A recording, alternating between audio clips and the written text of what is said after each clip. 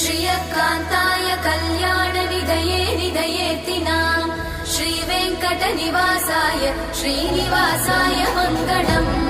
लक्ष्मी सविभ्रमालोकसुभ्रूविभ्रमचक्षुषे चक्षुषे सर्वलोकानां वेङ्कटेशाय मङ्गलम्। श्रीवेङ्कटाद्रिशृङ्गाग्रमङ्गलाभरणाङ्ग्रये मङ्गलानां निवासाय श्रीनिवासाय मङ्गलम्। सर्वावयव सौन्दर्य सम्पदा सर्वचेतसां सदा सम्मोहनायास्तु वेङ्कटेशाय मङ्गलम्। नित्याय निरवध्याय सत्यानन्द चिदात्मने सर्वान्तरात्मने श्रीमद् वेङ्कटेशाय मङ्गलम्।